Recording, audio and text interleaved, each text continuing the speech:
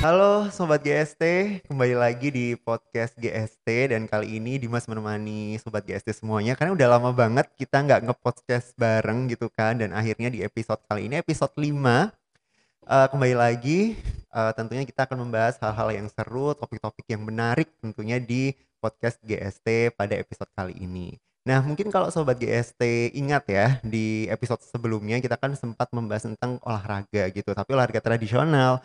Nah, kali ini kita kedatangan salah satu narasumber masih seputar olahraga juga dan kali ini gimana ya? Tadi kita sempat ngobrol di akhir, sebentar lagi beliau akan lulus gitu. Aduh, beliau kayak udah tua banget. Enggak, bukan beliau. Kakak yang satu ini gitu kan. Sebentar lagi udah mau lulus.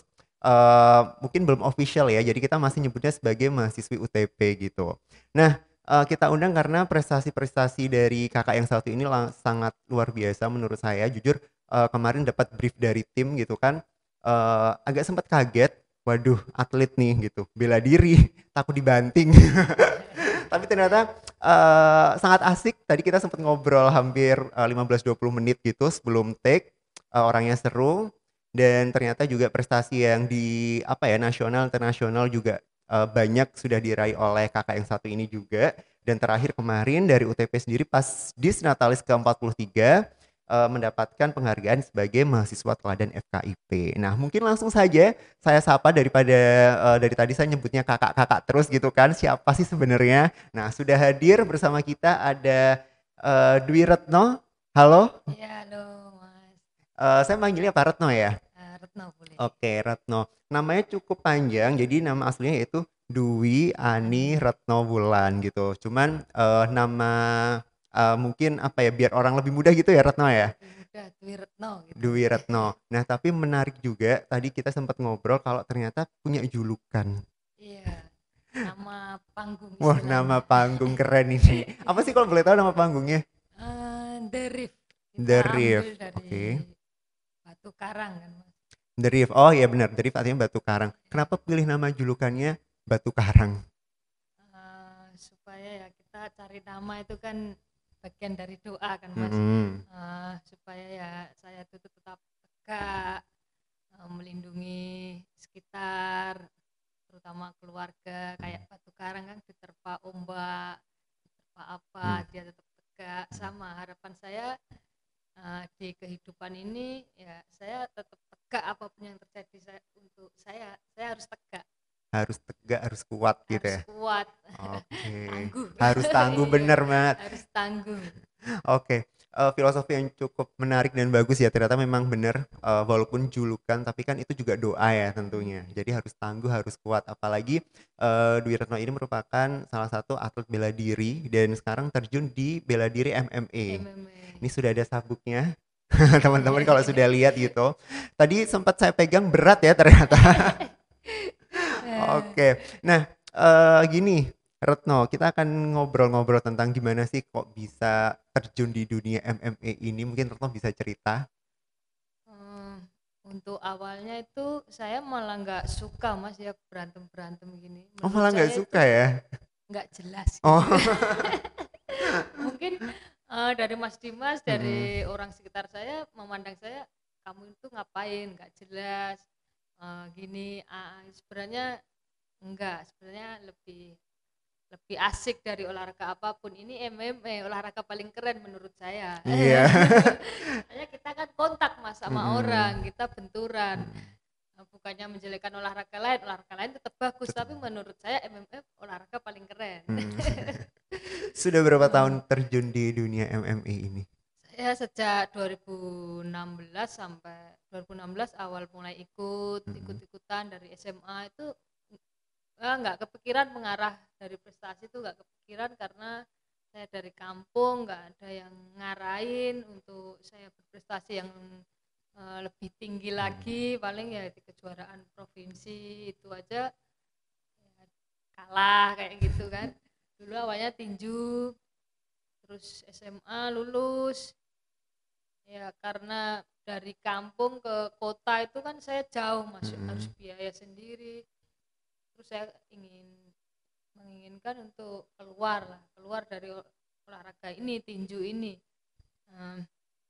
ya dari jaraknya itu Hmm. berarti kan jauh Mas. Ya udah saya pilih kerja aja karena di sini saya belum happy, kayak belum menemukan apa. Saya kerja 1 tahun hampir 2 tahun, ya saya lihat, saya pikir-pikir, saya kerja dapat uang tapi saya nggak happy gitu kan, kurang happy Kurang kan. happy ya. Iya, kerja tapi bukan di bidang saya kan Hmm. Mas. Terus saya ikut lagi, ikut Muatai, terus Hmm. ikut Porprov Pekan Olahraga Provinsi 2018.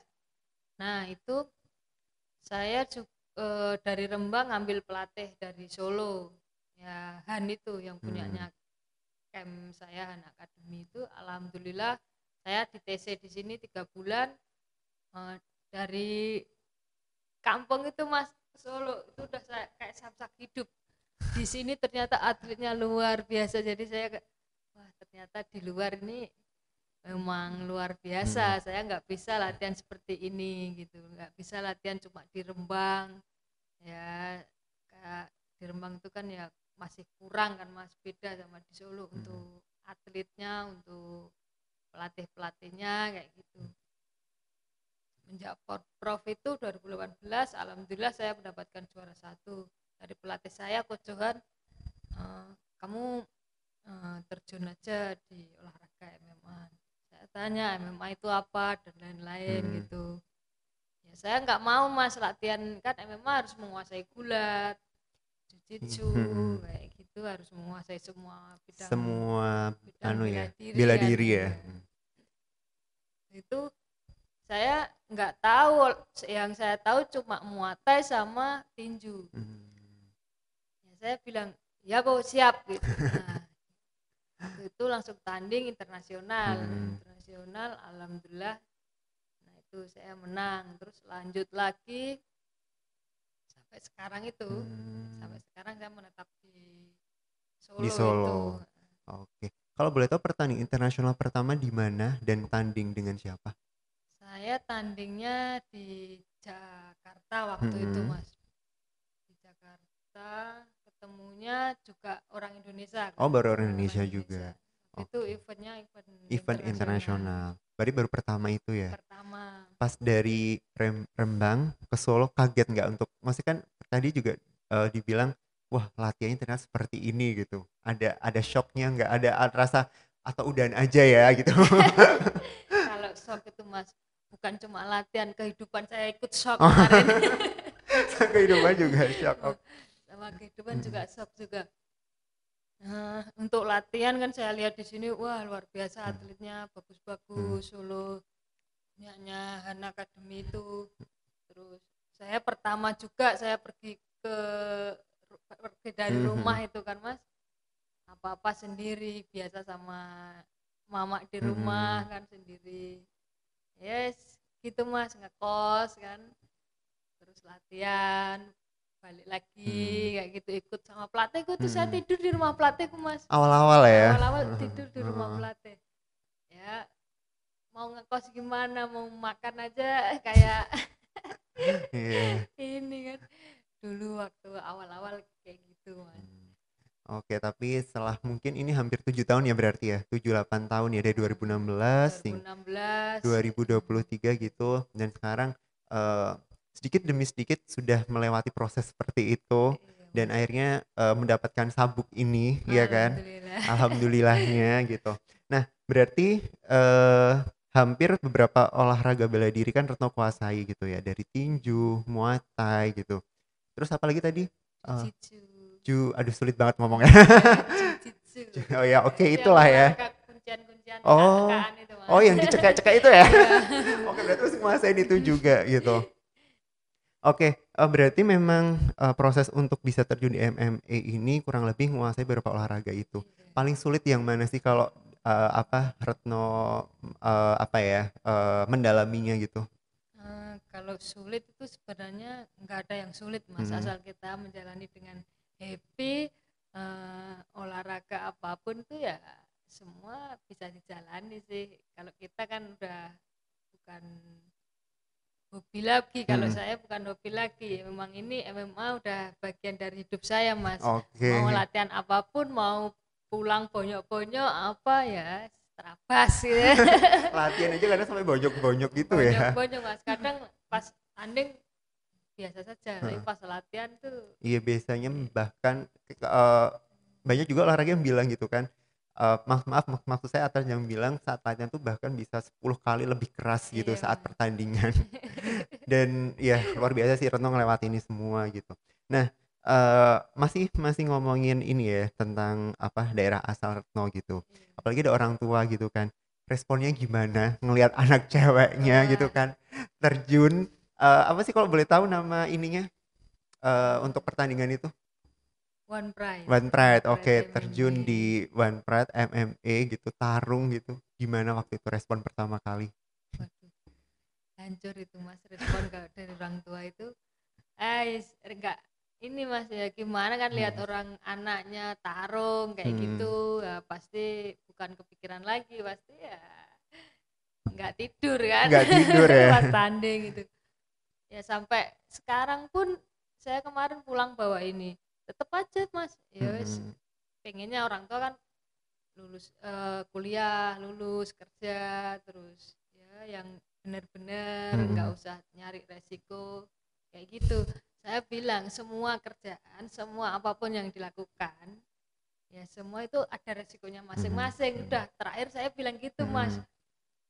Lah mau bilang gimana lagi? Udah tak jelasin A B C D ya tetap tetap kekeh kan gitu. Tetap aja cari kerjaan yang lebih Hmm. ini ya, tetap saya pikirkan, tapi kan untuk saat ini memang saya harus di sini kan, saya bilang gitu.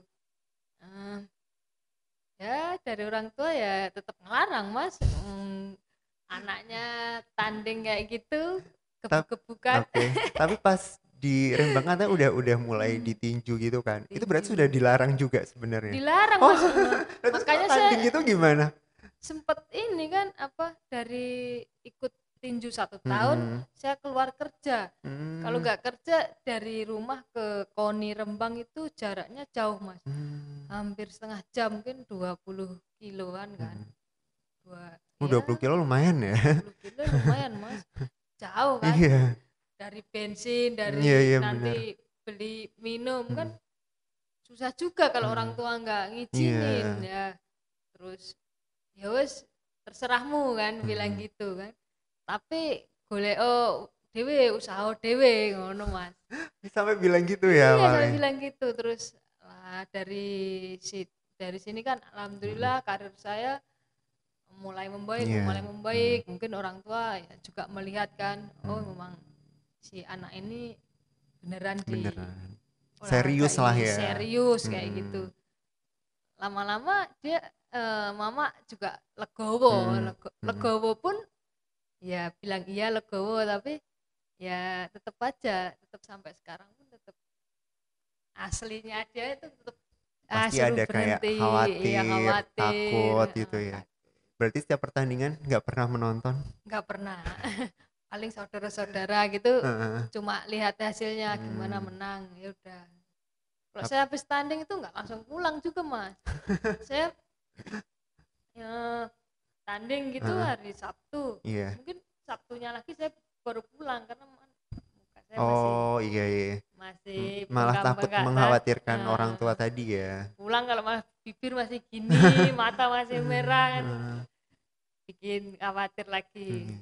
Di Solo dulu 1 minggu, terus baru saya pulang Hmm. pulang ke Ke kampung, kampung gitu. Tapi balik saya Solo yakin si orang lagi. tua pasti bangga sebenarnya. Sebenarnya bangga sih Pasti Mas. bangga sih melihat anaknya gitu kan walaupun ya benar setiap pekerjaan dan apapun pasti ada risikonya Ada seperti itu. resikonya. Sep tentunya patut mengacungi jempol gitu kan Retno berani mengambil salah satu olahraga ini gitu. Apalagi saya sendiri tadi sempat bilang saya bukan anak olahraga banget gitu kan. Saya Iya, belum tahu MMA seperti apa. Tinju pun familiar tapi tidak tahu apa namanya penguasaan basic atau konsep-konsep tinju seperti apa gitu kan. iya. Cuman memang di sini itu tadi banyak olahraga bela diri yang harus dikuasai gitu. Nah, dari sekian banyak pertandingan yang paling berkesan menurut Retno yang diikuti yang mana sih? Yang paling berkesan tuh saya waktu ini Mas Dimas, Pertandingan saya pernah mengikuti pertandingan kickboxing kejuaraan Ya. dunia di Italia, Mas. Oh, ke Italia ya. Iya, Tahun berapa? tahun 2022 apa Oh, ya? berarti Sedikit masih baru, ada Mas. pandemi gitu ya. Iya, itu keadaan pandemi Oh, oke. 2022, Mas. Mm-mm. 2022 itu mengikuti kejuaraan dunia itu kickboxing. Mm-mm. Saya melihat atlet-atlet dari berbagai bukan daerah ya, Mas, berbagai negara, Negara. ya kan. Wah, ternyata memang skillnya luar biasa. Jadi di situ saya, oh ternyata skill saya itu di sini masih bukan kurang, masih nol saya bilang, masih Oke. nol. Ternyata di kejuaraan dunia itu saya harus latihannya bukan lebih keras lagi, bahkan wah harus lebih lagi. Hmm. Ternyata di sana itu bahkan tanding itu ringnya aja ada 8, Mas. 8 ring ya. 8 8 ring, Heeh. 4 ring, 4 di bawah. Jadi Hmm. memang bener-bener wah, wow lah Mas kejuaraannya kan. Nah, itu yang saya ingat sampai sekarang tuh nggak bisa lupa kejuaraan. Berapa hari di sana berarti? Dulu hampir 2 minggu, Mas. Hampir 2 minggu dua berarti di minggu, Italia ya. iya di Oke. Italia.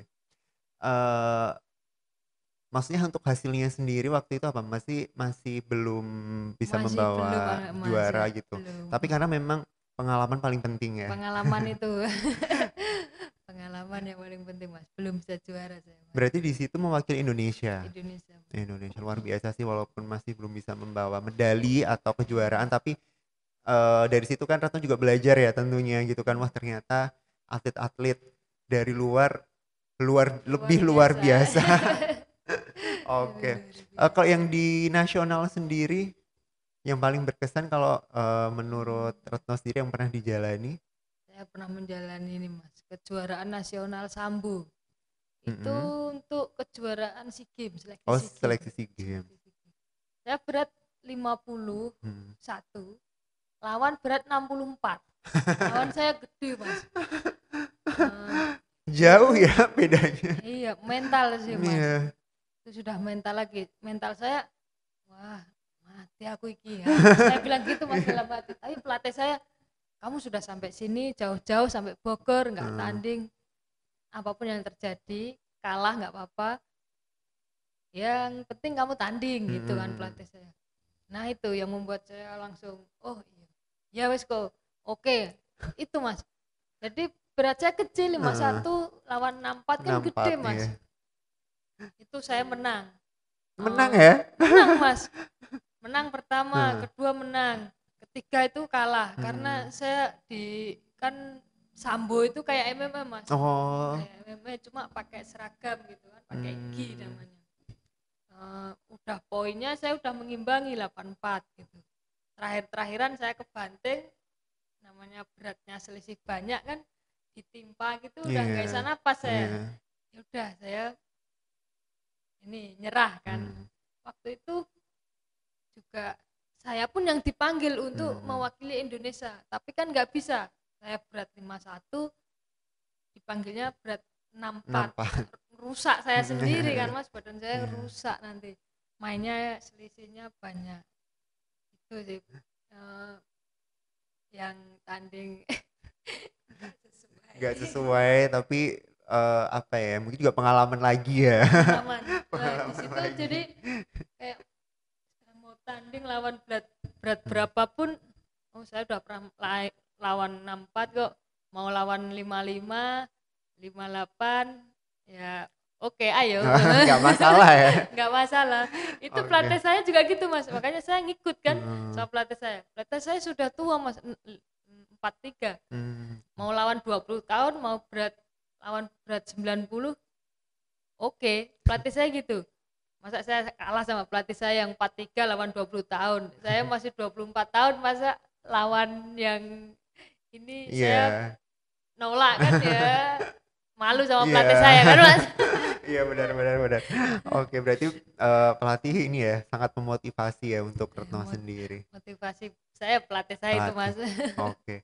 Nah, kita masih di topik yang ini, tapi kan melihat kemarin-kemarin kan sambil kuliah gitu kan. Iya. Nah, gimana sebenarnya menjalani dua profesi ini sebagai mahasiswi iya, sebagai atlet iya. Pasti kan ada waktu-waktu yang harus dikorbankan gitu. Terus Retno sendiri melihat jurusan PKO ya di UTP ya. PKO Nah, saya. apa ya mungkin dari dosen-dosen sendiri bagaimana sih mungkin kalau tanggapan-tanggapan beliau mengenai Retno ini sendiri?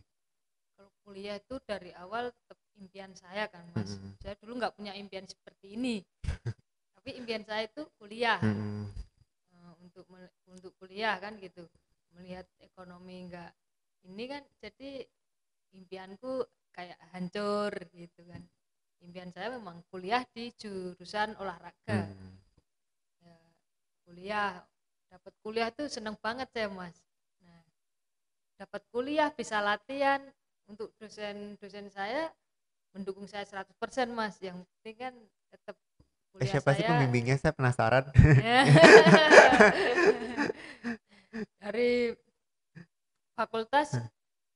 eh, saya sering telat juga kayak masuk gitu kan Mas. Eh, Masuk jam 9, saya jam 9.15. Maaf Pak, saya tadi latihan dulu. Oh ya, nggak apa-apa. Semua mendukung Mas. hmm. Ya, mungkin salah satu ini universitas di Indonesia paling bagus dan paling mendukung atlet di UTP Di sih Mas. UTP ini yang memberikan toleransi ya Iya, tentunya untuk atlet-atletnya gitulah. iya. Tapi untuk kuliahnya sendiri sempat ini enggak apa namanya? Duh bingung nih bagi waktunya atau gimana gitu. Untuk bagi waktu aman-aman saja sih Mas Hmm. ya, karena dari pihak kampus juga mendukung saya 100% kan. Saya ya harus juara, saya ya harus lulus kan gitu. Hmm. Harapan orang tua kan juga saya lulus dengan Iya. baik-baik. Saya juga sendiri harus membuktikan kepada mama saya di rumah kalau nanti tuh saya pulang saya bisa bawa ijazah saya ini dan saya bisa membuktikan bahwa saya bisa pulang dapat sabuk juara. Alhamdulillah Mas, saya sudah lulus. Sudah mau lulus, Mm-mm. sabuk juara sudah saya dapatkan. Dua-duanya bisa dibawa pulang ya. Nah, itu Mas. Luar biasa. Selamat Alhamdulillah. ya untuk Retno. Ternyata memang benar tadi kita ngobrol barusan banget berapa minggu yang lalu setelah ujian sidang skripsi ya. Sidang skripsi. Dan skripsi dan beberapa bulan sebelumnya juga sempat tanding juga, sabuk masih dipertahankan juga Baru gitu satu kan. bulan nih Mas. Ini kan saya tanding bulan kemarin, Juni ya berarti. Juni. Ya. Juni tanding dapat sabuk, terus berarti Juli kemarin akhir Juli sidang skripsi Sidang gitu kan. skripsi. Berarti tinggal nunggu wisuda di bulan September. Iya, alhamdulillah. Oke, luar biasa keren-keren. Nah, untuk mempertahankan sabuk deh, itu untuk Retno sendiri nanti kiat-kiatnya seperti apa sih? Apalagi sebentar lagi akan banyak pertandingan ya. Boleh di-mention kok pertandingan apa aja nanti. Target saya tetap sabuk abadi dulu ya Mas. Hmm. Ini kan harus mempertahankan 3 kali. Saya Hmm. baru 1 kali, harus mempertahankan 2 kali. Oh, oke. Target saya harus sabuk abadi. Harus sabuk abadi ya. Oke, kita Iya. doakan semoga sesuai dengan Iya. harapan dan juga targetnya. Iya, saya harus juara nasional dan internasional. Ini kan baru juara nasional. Target Hmm. saya tetap harus juara lagi nanti di event internasional. Internasional. Oke. Berarti ada nggak sih tips-tips kecil gitu dari Retno untuk menjalani sebagai atlet, sebagai mahasiswi juga gitu? Pintar-pintarnya ini ya Mas, menjaga apa? Ngatur waktu. Hmm. Untuk ngatur waktu itu kan tergantung kita, nggak gimana ya? Pasti bisa ngatur waktu. Ada yang bilang nggak bisa, saya cuma latihan apa itu hoak. Latihan kuliah itu bisa diatur sih Mas. Hmm. Masih bisa balance. Kalau saya masih ada ngajar, ada kuliah, ada latihan. Nah kuliah itu tetap nomor 1.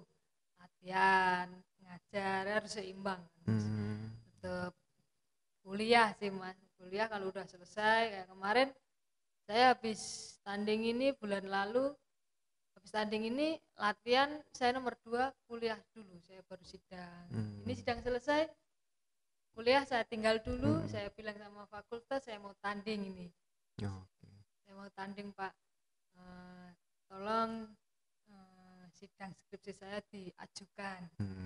Nah, alhamdulillah juga Mas, dari pihak fakultas Iya Mbak. Nah itu Membantu saya, ya. soalnya kan saya juga mau tanding lagi kan Mm-mm. Mas ini. Boleh disebutkan setelah ini pertandingan apa lagi gitu yang akan diikuti atau turnamen apa lagi? Setelah ini mau tanding Porprov kejuaraan daerah Jawa Tengah.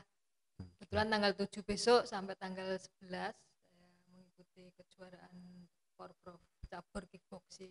Oh, di kickboxing ya. Porprov saya mengikuti prapon Mm-mm. sama di kickboxing juga prapon. Nah, habis itu target saya kan baru mempertahankan cabut lagi. Oke. Berarti saya dapat banyak pengalaman, pelajaran juga dari Retno Hmm, gitu. Intinya kita fokus. fokus. Manage waktunya saya harus bilang keren karena bisa fokus satu-satu dulu. Itu bagus loh kayak gitu. Gak semua orang bisa soal yang gitu kan. Jadi Retno tahu gitu apa yang harus dijalani. Oh, ini dulu kuliah Hmm, selesai baru fokus yang ke sini. Ini selesai ke sini lagi gitu. Keren. ya, Ini buat teman-teman yang satu-satu ya, Mas. iya Ya, satu-satu nggak apa-apa. satu-satu diberkahi sama Gusti Allah. Iya. Kan alhamdulillah. Iya, makanya. Kalau bareng-bareng pusing saya, Mas. Nah iya malah malah nggak fokus ya. Hmm, Nah ini untuk teman-teman mahasiswa maupun mahasiswi gitu kan bisa ditiru nih Kak Dwi Retno gitu. Jadi mungkin banyak kegiatan juga gitu kan. Jadi tapi tetap satu-satu fokusnya apa. Pingin kuliah dulu ya nggak apa-apa, selesaiin dulu kayak gitu. Kuliah sambil kerja ya itu tinggal bagi waktunya seperti apa gitu ya. Oke. Nah terakhir mungkin Retno bisa memberikan closing statement gitu. Boleh berpantun kayak pas mau tanding gitu. Pas mau tanding ya biasanya ada pantun-pantun gitu kan katanya. Boleh closing statement, boleh quotes atau sedikit kata-kata yang bisa menginspirasi teman-teman khususnya mahasiswa dan mahasiswi UTP. untuk mahasiswa UTP ini kampus UTP menyediakan wadah yang luar biasa menurut saya, Mas. Saya Mhm. sangat bersyukur bisa kuliah di sini. Ini nih wadah kita, kampus kita ini luar biasa memang, saya akui. Apalagi buat atlet, atlet, atlet kuliah di sini itu, wah, ya ini, Ini tempatnya ini sesuai tempatnya gitu ya. sesuai dengan apa yang saya pikirkan dulu. Dan ini dulu saya cuma halu, Oh, halo. tapi ini Ya. memang ada gitu, Oh. realitasnya ada. Hmm. Saya bisa kuliah selesai, saya bisa tanding juga dengan waktu yang maksudnya saya juga bisa bertanding Hmm. sesuai dengan teman-teman. Kuliah pun saya juga sesuai dengan tepat waktu. Memang ini impian saya sih, Mas. Iya. UTP sangat membantu saya dalam bukan karir, ini kehidupan saya. Oh, oke. Kehidupan maksudnya dalam karir juga sebagai Iya, atlet, sebagai sebagai mahasiswi gitu ya. Dan mahasiswi maksudnya berarti benar-benar mendapatkan tempat yang sesuai gitu ya. sesuai. Dari tempat latihannya juga ketemu pelatih yang memotivasi. Di sini juga di kampus UTP ketemu dengan dosen yang mensupport juga. Teman-teman pasti juga support banget, pasti bangga loh teman-teman satu kelasnya. Gitu kan. Oke, ada yang tambahkan lagi untuk Retno? Untuk atlet ya Mas, Iya, boleh silahkan. terutama untuk atlet bela diri, jangan takut, ini itu olahraga yang sangat menyenangkan. Jangan dipikirkan resiko, semua itu ada resikonya masing-masing. Dan olahraga bela diri itu menurutku olahraga paling keren. Jadi untuk teman-teman yang di bidang bela diri, semoga makin apa ya, makin jaya dan terus semangat aja sih. Karena ini jalan kita memang di sini. Hmm. Jangan sampai pesimis, tetap optimis. Semua teman-teman sudah ada yang terbukti dari olahraga bisa mengangkat kehidupan di selanjutnya lah Selanjutnya. gitu. Oke, baik. Terima kasih banyak Dwi Retno sudah meluangkan waktunya ke sini kita ngobrol. Saya banyak apa yang mendapatkan insight yang luar biasa juga dari teman-teman atlet khususnya yang datang ke sini juga. Saya doakan sukses, semoga target, harapannya semua tercapai dan bisa mempertahankan sabuk abadinya Amin, ini. harus Harus ya. Oke, kita tunggu kabar-kabar selanjutnya. Dan setelah lulus ini semoga tidak melupakan UTP ya. ya, semoga Mas, semoga saya juga bisa melanjutkan lagi Amin, kita tunggu ya nanti ya. Semua masih bisa bertemu lagi. Baik, Sobat GST, itu dia perbincangan saya dan juga Dwi Retno, salah satu mahasiswi dari FKIP UTP, Prodi PKO, dan juga salah satu atlet kebanggaan Indonesia tentunya yang sudah banyak melaksanakan turnamen pertandingan baik kelas nasional maupun internasional. Oke, Sobat GST, Dimas pamit. Terima kasih banyak. Kita ketemu di episode selanjutnya. Bye.